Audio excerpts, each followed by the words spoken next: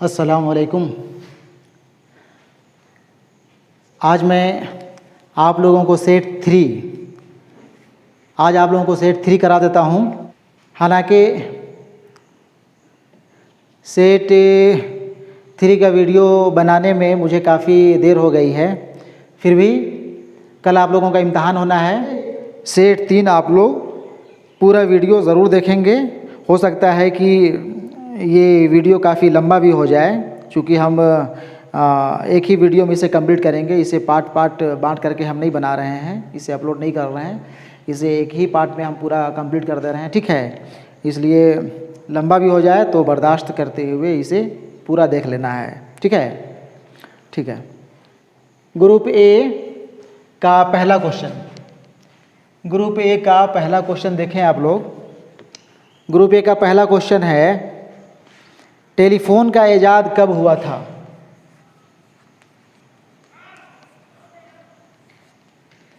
Telephone का इजाद कब हुआ था? जवाब मिलेगा इसका जब आप लोग पढ़ेंगे इंफॉर्मेशन टेक्नोलॉजी। वैसे जवाब इसका है 1876 ईस्वी में। याद रहेगा ना, 1876 ईस्वी में, ठीक है। सवाल नंबर 2, ड्रामा खुदा हाफिज के मुसन्निफ कौन हैं? टर्म 2 में आप लोगों को सिर्फ और सिर्फ एक ही ड्रामा पढ़ना है, और वो ड्रामा है खुदा हाफिज़।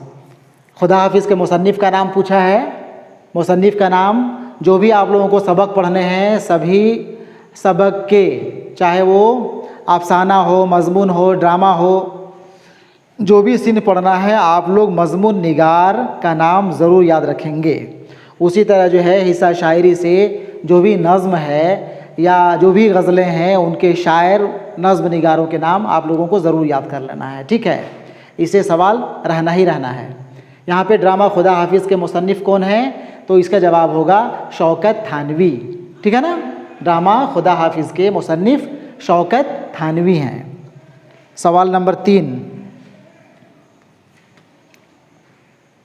उर्दू में तारीख़ी नावल की इब्तदा किसने की? उर्दू में तारीख़ी नावल की इब्तदा किसने की? उर्दू में तारीख़ी नावल की इब्तदा किसने की? जवाब होगा अब्दुल हलीम शरर ने। अब्दुल हलीम शरर ने, ठीक है। उर्दू में तारीख़ी नावल की इब्तदा अब्दुल हलीम शरर ने की थी। अब्दुल हलीम शरर कहाँ मिलेंगे? जब आप लोग पढ़ेंगे इनका मज़मून देहात की ज़िंदगी, और देहात की ज़िंदगी में ये जवाब नहीं मिलेगा। जब आप लोग अब्दुल हलीम शरर को पढ़ेंगे तभी जो है ये आ जाएगा कि तारीख़ी नावल की इब्तदा अब्दुल हलीम शरर ने की थी, ठीक है। तो जो मुसन्निफ़ हैं देहात की ज़िंदगी के, अब्दुल हलीम शरर, उनको भी पढ़ लेना है, ताकि अब्दुल हलीम शरर से कोई दूसरा सवाल आए तो उसका जवाब आप लोग आसानी से लिख सकें, ठीक है। सवाल नंबर 4, मिर्ज़ा गालिब की पैदाइश कहाँ हुई थी? मिर्ज़ा गालिब कहाँ पैदा हुए? मिर्ज़ा गालिब, इनका एक गज़ल पढ़ना है आप लोगों को। दर्द मिन्नत कश दवा ना हुआ, मैं ना अच्छा हुआ बुरा ना हुआ। सिर्फ एक ही गज़ल इनका पढ़ना है टर्म 2 में, ठीक है। तो मिर्ज़ा गालिब को पढ़ेंगे। मिर्ज़ा गालिब के हालात ज़िंदगी और इनका कारनामा, इसमें इनकी तारीख़ पैदाइश या कहाँ पैदा हुए वो मिल जाएगा। वैसे इसका जवाब होगा आगरा में, ठीक है। मिर्ज़ा गालिब आगरा में पैदा हुए। सवाल नंबर 5,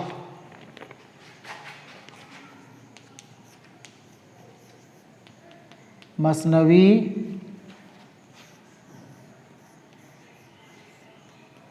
सहरुल बयान, मसनवी का नाम है सहरुल बयान, के मुसन्निफ़ कौन हैं?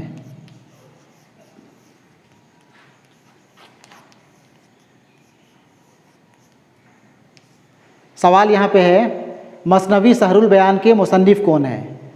मसनवी सहरुल बयान के नाम से आप लोग सबक ढूंढेंगे तो नहीं मिलेगा, ठीक है। ये सहरुल बयान असल में मसनवी सहरुल बयान ही है, और आप लोगों की किताब में जो सबक दिया हुआ है उस सबक का नाम है दास्तान शहज़ादे के गायब होने की। दास्तान शहज़ादे के गायब होने की। असल में ये मसनवी सहरुल बयान का ही वो एक छोटा सा टुकड़ा है, छोटा सा पार्ट है।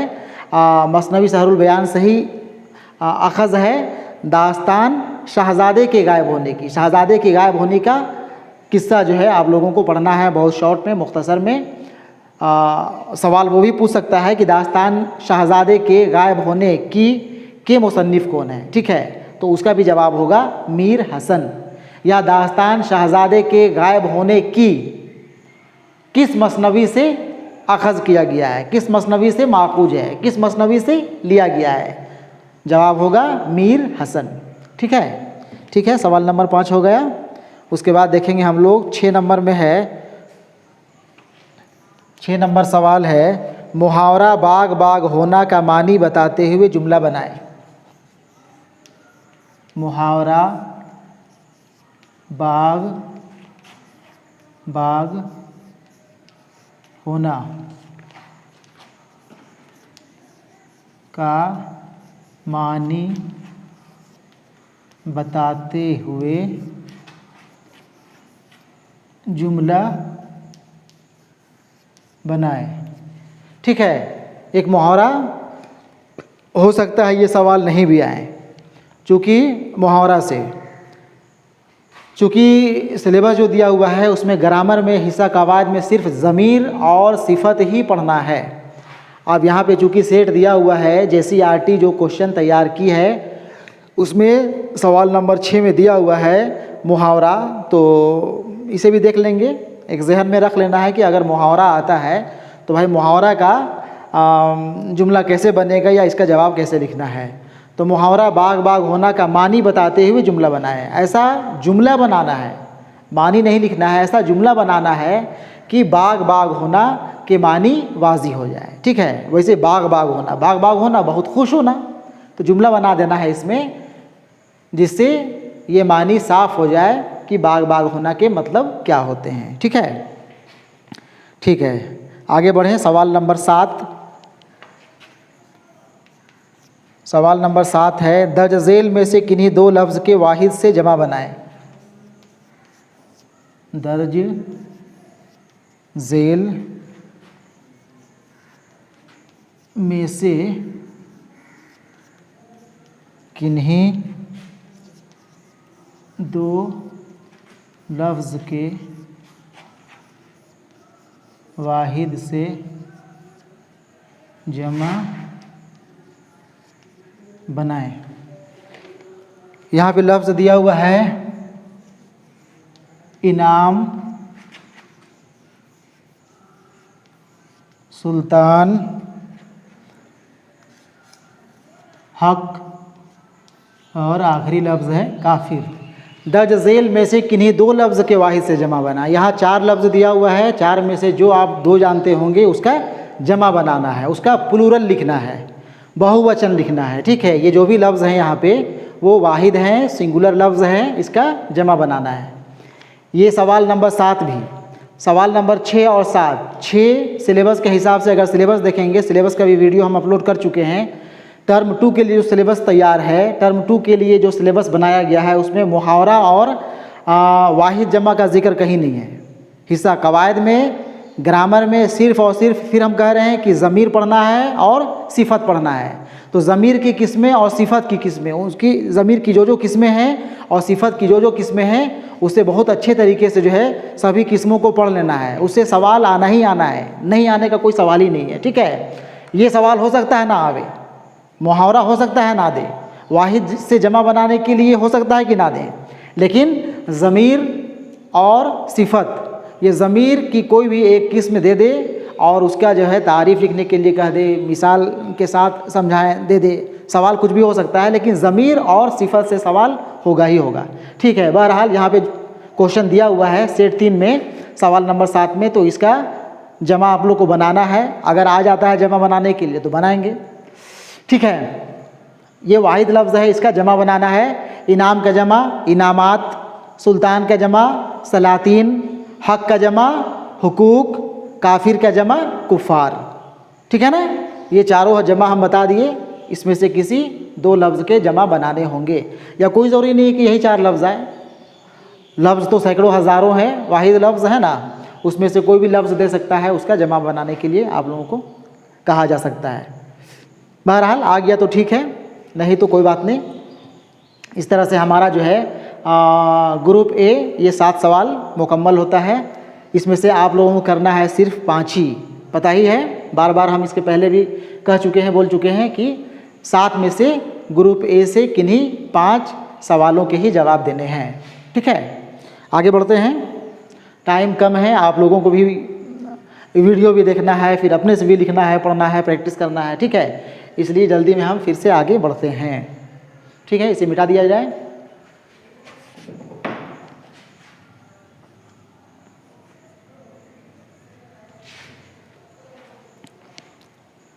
ग्रुप ए के बाद ग्रुप बी हम लोग देखते हैं। ग्रुप बी में भी आप लोगों के 7 सवाल रहेंगे। 7 सवाल में से किन्हीं 5 सवाल के ही जवाब करने पड़ेंगे। ठीक है, ग्रुप ए की ही तरह ग्रुप बी में भी 7 सवाल, सवाल नंबर 8 से लेकर के 14 तक, और 8 से लेकर 14 तक में किसी 5 सवाल के जवाब आप लोगों को करने हैं, और हर एक सवाल की कीमत 3-3 नंबरों का है। ठीक है ना, यानी कि 15 नंबर से का सवाल आप लोगों को ग्रुप बी से पूछा जाएगा। ग्रुप बी से, ग्रुप बी का सवाल देखते हैं। ग्रुप बी का सवाल नंबर 8, सवाल नंबर 8, हमारी ज़िंदगी में टेलीविज़न की क्या अहमियत है? हमारी ज़िंदगी में टेलीविज़न की क्या अहमियत है? जवाब बताने की ज़रूरत नहीं है, टेलीविज़न की अहमियत लिखना है आप लोगों को। आप लोग इंफॉर्मेशन टेक्नोलॉजी सबक पढ़े हो या नहीं पढ़े हो, जवाब इसका आसानी से लिखा जा सकता है। टेलीविज़न की अहमियत, ऐसा नहीं कि पढ़वे नहीं किए हैं, सबक में क्लास तो हुआ ही नहीं है, पढ़ाई हुई नहीं है, पढ़े ही नहीं है तो क्या लिखें, सबको पता है टेलीविज़न की क्या अहमियत है, क्या इसका इम्पोर्टेंस है, लिख देना है। ठीक है, चलिए आगे बढ़ें। सवाल नंबर 9। अच्छा, ग्रुप बी के जितने भी सवाल के जवाब आप लोगों को लिखने हैं, ये लगभग जो है 50 लफ्ज़ों में। ठीक है, 50 लफ्ज़ का मतलब 85 लफ्ज़ नहीं होगा, 40 लफ्ज़ में भी आंसर ख़त्म हो सकता है, 60-70 लफ्ज़ भी जा सकता है। ठीक है, हाँ, ये ख्याल ज़रूर रहे कि हर हाल में हम लोगों को जितना क्वेश्चन करने के लिए कहा गया है, हर हाल में एक एक क्वेश्चन को हम लोग जो है हल करेंगे। किसी भी कीमत में सवाल वो छूटना नहीं चाहिए। क्या लिखना है, नहीं लिखना है, पढ़े हुए होंगे, तैयारी होगी, लिखेंगे ही लिखेंगे, तैयारी नहीं होगी, तैयारी नहीं कर पाए होंगे, पढ़ाई नहीं हुई होगी, तब भी हम कह रहे हैं कि हर हाल में सवाल का जवाब लिखना है। ठीक है, कैसे लिखना है, क्या लिखना है, वो आप लोगों को पता होगा। अभी हम यहाँ पे साफ साफ नहीं बता सकते हैं। हर हाल में क्वेश्चन टच करना है, हर हाल में क्वेश्चन का आंसर लिखना है। ठीक है, ठीक है, सवाल नंबर 9। मीर साहब अपने सफ़र में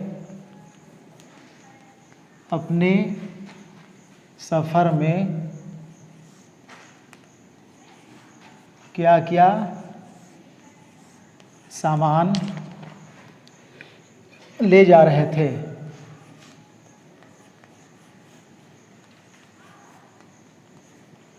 सवाल है, मीर साहब अपने सफ़र में क्या क्या सामान ले जा रहे थे। फिर से वही बात होगी, पढ़े नहीं हैं, पढ़ाई नहीं हुई है, मीर साहब की जगह में अपने आप को रख लें आप लोग, ठीक है, अपने आप को रख लें। जब आप कहीं का सफ़र कर रहे हो तो कौन कौन सा सामान जो है सफ़र में ले जाने के लिए आप लोग जो है वो तैयार करते हैं, कौन कौन सा सामान आप लोग लेकर के सफ़र करते हैं, उसी को लिख दीजिएगा, जवाब सही हो जाएगा, ठीक है। कोई ज़रूरी नहीं है कि मीर साहब क्या लेके जा रहे थे और हम क्या लेके जा रहे हैं। अरे जो आप लेके जाएंगे सामान सफ़र के लिए, जाहिर सी बात है, हो सकता है कि वही सब सामान, कुछ ना कुछ सामान जो है मीर साहब भी लेके जाते होंगे। इसलिए अभी जवाब यहाँ पे बताने का आंसर जो है देने का ज़रूरत नहीं है। आप लोग अपना सफ़र के बारे में सोचेंगे कि भाई हम सफ़र जब करते हैं तो क्या क्या सामान हमको ले जाने की ज़रूरत पड़ती है, बस उसे लिख डालेंगे, ठीक है। सवाल नंबर 10, देही ज़िंदगी की खुसूसियात बताएं। देही ज़िंदगी की खुसूसियात बताएं। सवाल नंबर 10 है, देही ज़िंदगी की खुसूसियात बताएं। देहात की ज़िंदगी जब पढ़ेंगे उसी से ये सवाल दिया हुआ है, नहीं भी पढ़ेंगे तो देहात की ज़िंदगी की खुसूसियात नहीं लिखा जा सकता है, डालना है। इसकी खुसूसियात, विशेषता, खूबी, अच्छाई लिखना है, बुराई नहीं लिखना है, ठीक है। अपने से बना कर लिखेंगे, ज़्यादा बेहतर होगा, ज़्यादा अच्छा मार्क्स आएगा। ये नहीं सोचना है कि हम जो लिख रहे हैं वो गलत है, जो आप लिख रहे हैं वो बिल्कुल सही है, ठीक है ना। चलिए आगे बढ़ें। सवाल नंबर 11, मतला की तारीफ माँ मिसाल दें।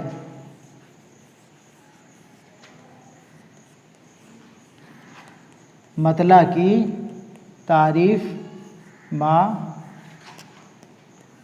मिसाल दें। मतला की तारीफ, जब गज़ल पढ़ेंगे, मतला, मक्ता, रदीफ, काफिया, सारा लफ्ज़ जो है वो गज़ल में मिलेगा। गज़ल की तारीफ़ में पढ़ लेंगे, कोई ज़रूरी नहीं कि मतला ही सवाल पूछे, हो सकता है कि सवाल जो है मक्ता किसे कहते हैं, मक्ता की तारीफ़ माँ मिसाल दें, तो गज़ल आप लोग पढ़ लीजिएगा, उसमें सारा कुछ मिल जाएगा, मतलब ही वहीं मिलेगा। वैसे ये पता होना चाहिए कि गज़ल का जो पहला शेर होता है वो मतला कहलाता है, ठीक है ना। बहुत शॉर्ट में हम बता रहे हैं, गज़ल का पहला शेर मतला कहलाता है, ठीक है। तो पढ़ लेंगे उसे। आगे देखते हैं सवाल नंबर 12। सवाल नंबर 12 है, इनकलाब पैदा करने की सलाहियत किस किस में है। इनकलाब पैदा करने की सलाहियत किस में है।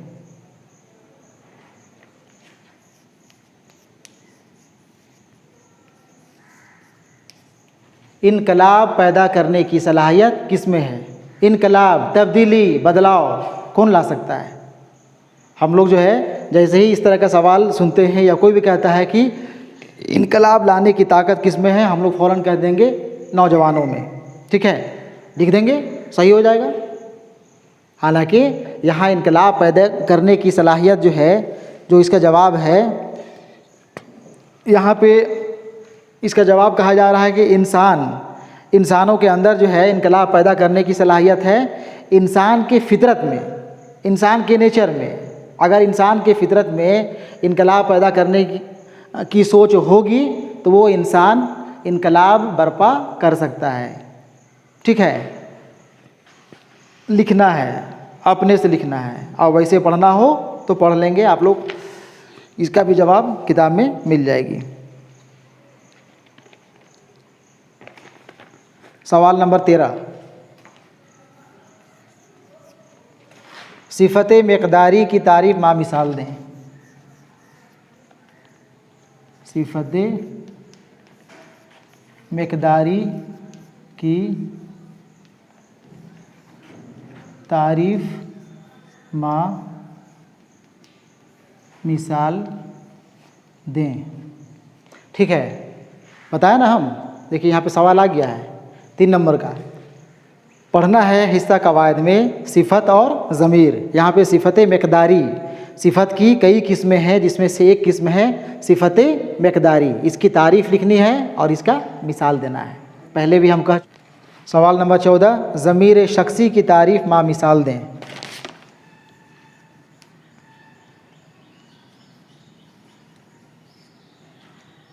ज़मीर शख्सी की तारीफ़ माँ मिसाल दें। यहाँ फिर वही सिफत ज़मीर, यही सिफत और ज़मीर ही पढ़ना है। सवाल नंबर 13 में सिफत मकदारी की किस्में पूछ दिया है और यहाँ पे तारीफ़ के साथ, और सिफत मकदारी की तारीफ़, और सवाल नंबर 14 में ज़मीर शख्सी की तारीफ़ माँ मिसाल दें। ठीक है, तो सिफत की तारीफ़, सिफत की किस्में और ज़मीर की तारीफ़, ज़मीर की किस्में, इसे आप लोगों को पढ़ लेना है। ठीक है, वक्त कम है और एक ही वीडियो में हमें 19 क्वेश्चन जो है वो बताने हैं। 19 क्वेश्चन को अभी लिखने हैं, इसलिए अभी हम तफसील से जो है इसको डिस्कस नहीं कर पा रहे हैं। ठीक है, ठीक है, आगे बढ़ें। इसके बाद है आपका group C, section C. Section C, यहाँ पे आप लोगों को 5 सवाल होगा सेक्शन सी से, जिसमें से आप लोगों को करने हैं 3 सवाल। ठीक है, सवाल नंबर 15 से लेकर के 19 तक कुल यहाँ पे 5 सवाल हैं, 5-5 नंबर के, जिसमें से करना है 3 सवाल, यानी कि 5 दिया 15 नंबर का भी सवाल ग्रुप सी से होगा। सवाल नंबर 15 नंबर में यहाँ दिया हुआ है सवाल, आपने कोई गांव ज़रूर देखा होगा, उस पर एक मजमून लिखें। आपने कोई गांव ज़रूर देखा होगा, उस पर एक मजमून लिखें।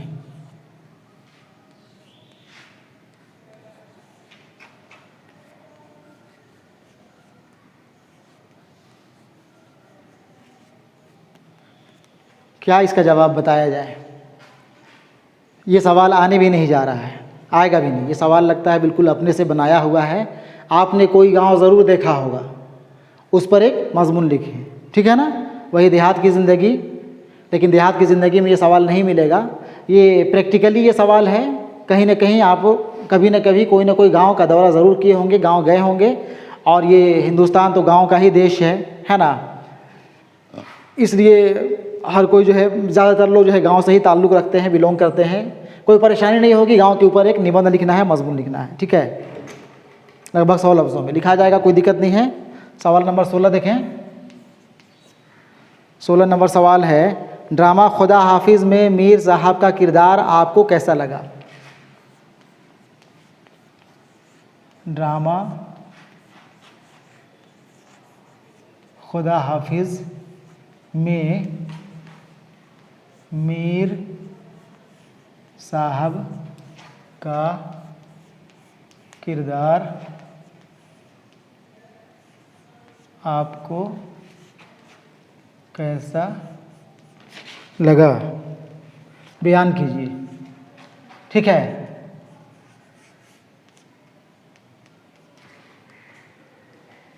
किताब नवाए उर्दू, नवाए उर्दू हिस्सा नस्र में टर्म 2 में फिर से हम कह रहे हैं कि सिर्फ 3 सबक पढ़ने हैं हिस्सा नस्र में। देहात की ज़िंदगी, जिसके मुसन्निफ़ हैं अब्दुल हलीम शरर।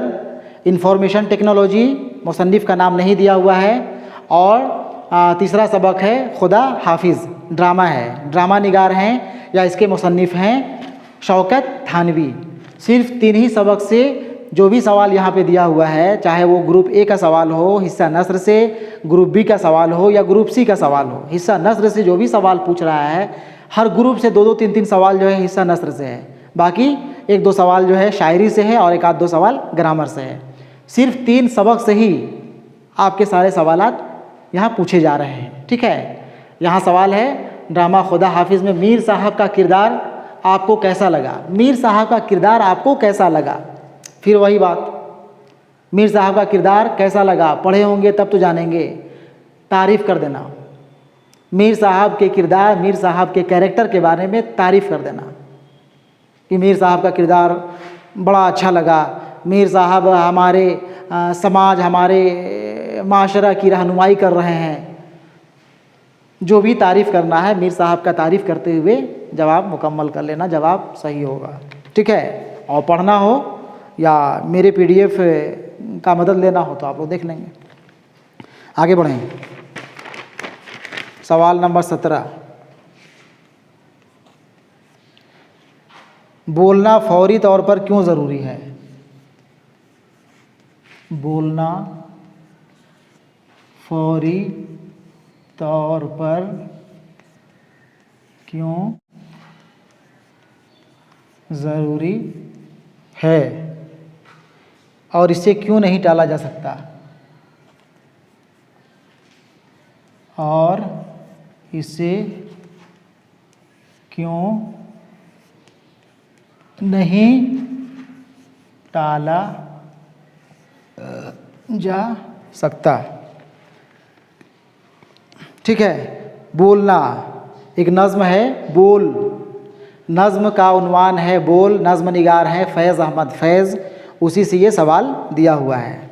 ठीक है, कि बोलना फौरी तौर पे क्यों ज़रूरी है? भाई हम बोलेंगे जब तक नहीं तब तक अपनी बात दूसरे तक पहुंचा नहीं सकते हैं। सिर्फ सुनते जाएं, बर्दाश्त करते जाएं तो ये सही नहीं होगा। इसलिए बोलना जो है, जब भी जो है बोलने की ज़रूरत महसूस आप लोग करें, फौरी तौर पे ज़रूर बोलें, है ना। इसे क्यों नहीं टाला जा सकता? अगर इसे टालते रहें, सुनते रहें, बर्दाश्त करते रहें तो फिर वो बर्दाश्त नाकाबिले बर्दाश्त भी हो सकता है। ठीक है, इसलिए बोलना फौरी तौर पे ज़रूरी है। जवाब पढ़ लेना, फिर से हम कह रहे हैं। सवाल नंबर 18, सवाल नंबर 18, इसमें एक शेर दिया हुआ है, शेर लिख दें। शेर, देखो तो चश्मे यार की जादू निगाहियाँ,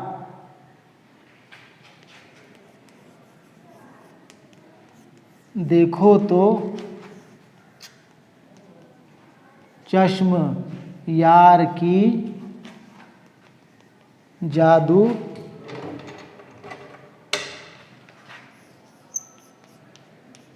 जादू निगाहियाँ। पहला मिसरा है, देखो तो चश्मे यार की जादू निगाहियाँ, बेहोश एक नज़र में हुई अंजुमन तमाम। बेहोश एक नज़र में, बेहोश एक नज़र में हुई अंजुमन तमाम। ठीक है, शेर की तशरीह आसान लफ्ज़ों में कीजिए। शायरी ज़ुबान में यहाँ पे सवाल दिया हुआ है, इसे अपनी ज़ुबान में, नसरी ज़ुबान में लिखना है। ठीक है, शेर पकड़ने का हम तरीका बताए थे। चूँकि ये गज़ल का शेर है, दो ही गज़ल पढ़ना है आप लोगों को, एक हज़रत मोहानी की गज़ल और एक मिर्ज़ा गालिब की गज़ल। तमाम जहाँ पे देखो, तमाम रदीफ़ जहाँ पे देखो, समझ जाओ ये हज़रत मोहानी की गज़ल का शेर है। ठीक है, और ना हुआ, ना हुआ शेर के आखिर में अगर ना हुआ मिला, समझ जाओ कि ये मिर्ज़ा गालिब का शेर है। ठीक है, तो यहाँ पे तशरीह कर देना है कि शेर में हज़रत मोहानी कहते हैं, क्या कह रहे हैं। अगर समझ रहे हो इसे तशरीह कर देना अपनी ज़ुबान में, नहीं समझ रहे हो इसी को उतार देना, कोशिश करना थोड़ा तोड़ मरोड़ के उतारने का। ठीक है, ठीक है। सवाल नंबर 19, आखिरी सवाल, सवाल नंबर 19, स्कूल के हेडमास्टर के पास सेक्शन की तब्दीली के सिलसिले में दरख्वास्त लिखिए। स्कूल के हेडमास्टर के पास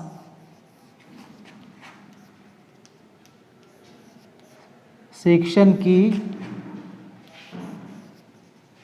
तब्दीली के लिए दरख्वास्त लिखें। इसके पहले दोनों सेट में हम दरख्वास्त लिखने का तरीका बता चुके हैं।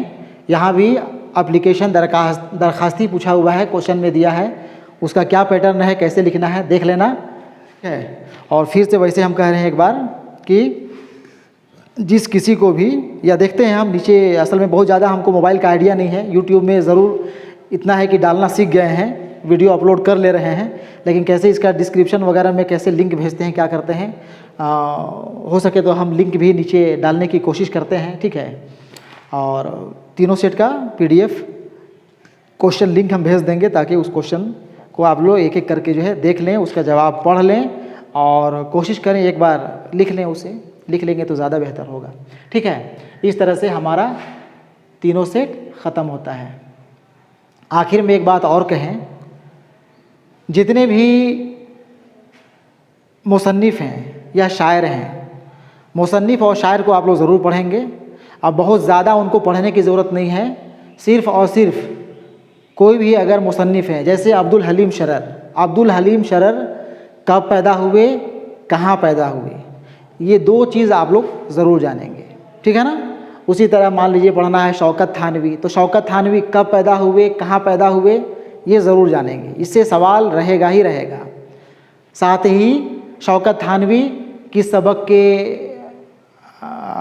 मुसन्निफ़ हैं, यानी कि जो भी सबक दिया हुआ है, चाहे वो मज़मून हो, इंशाइया हो, अफसाना हो, ड्रामा हो, उसके मुसन्निफ़ का नाम आप लोग ज़रूर जानेंगे। हिस्सा ना सिर्फ 3 ही हैं, 3 में सिर्फ 2 का जानना है नाम, सिर्फ 2 ही का जानना है, एक देहात की ज़िंदगी और एक ड्रामा खुदा हाफिज़। नज़्म सिर्फ एक ही है, नज़्म बोल, नज़्म निगार फैज़ अहमद फैज़। गज़ल सिर्फ 2 पढ़ना है, ना हुआ रदीफ़ वाले शायर मिर्ज़ा गालिब, तमाम रदीफ़ वाले शायर हसरत मोहानी, ठीक है। उसके बाद आगे बढ़ेंगे, एक मसनवी पढ़ना है, मसनवी का भी जिक्र यहाँ पे हो चुका है। मसनवी सहरुल बयान है, और मसनवी सहरुल बयान नहीं बल्कि वो दास्तान शहज़ादे के गायब होने की के मुसन्निफ़ कौन है, मीर हसन है। मीर हसन को भी पढ़ लेंगे तफसील से, ठीक है। कुछ कता पढ़ने हैं, 1-2 कता है, और इसी तरह से सिलेबस जो है आप लोगों का ख़त्म होता है। आप लोग जो भी शायर या मुसन्निफ़ हैं, उनके हालात ज़िंदगी में भी कम से कम, हम कह रहे हैं कम से कम में, कब पैदा हुए, कहाँ पैदा हुए, इसे ज़रूर याद कर लेंगे, ठीक है। ठीक है, इस तरह से हमारा तीनों सेट मुकम्मल होता है। उम्मीद करते हैं कि इससे आप लोगों को काफ़ी फ़ायदा हुआ होगा, ठीक है। और बेस्ट ऑफ लक सबों को, बेहतर से बेहतर तरीके से एग्ज़ाम लिखें, ठीक है। और उसके बाद फिर 10वीं क्लास में हम लोग जो है, हम कोशिश करेंगे एक चैप्टर वीडियो यूट्यूब चैनल में अपलोड कर दें। कहीं टीचर होंगे तब भी आप, अगर पसंद आ रहा होगा, अच्छा लगता होगा मेरा क्लास, तब भी देखेंगे, ठीक है। और जहाँ टीचर्स नहीं होंगे उनके लिए तो ये काफ़ी जो है मुफीद साबित होगा, काफ़ी फ़ायदेमंद साबित होगा हमारा क्लास, ठीक है। चैनल में बरकरार रहेंगे। जो भी लोग सब्सक्राइब कर चुके हैं चैनल, वो बराए मेहरबानी ना निकलें। सिर्फ 9 to 12 ही का क्लास नहीं, बल्कि आने वाले दिनों में उर्दू को लेकर के और क्या क्या किया जा सकता है उर्दू में, और क्या स्कोप है, अगर किसी भी कंपटीशन में उर्दू की क्या अहमियत है, इन सब का भी हम टाइम टू टाइम जो है इसका जिक्र करते रहेंगे, ठीक है। इसलिए जो भी चैनल से जुड़ चुके हैं, आप लोग चैनल में 2-4 साल 5 साल बने रहें, जब तक आप स्टूडेंट्स हैं, ठीक है। जब पढ़ाई लिखाई ख़त्म हो जाएगी, नौकरी में आ जाओगे या कहीं बिजनेस से शुरू कर लोगे और पढ़ना पढ़ाना ख़त्म हो जाएगा, तो फिर ठीक है, वो बात की बात है, देखा जाएगा सब्सक्राइब करके रहना है या नहीं रहना है, क्या करना है, ठीक है। ठीक है, अल्लाह हाफिज़, बेस्ट ऑफ लक।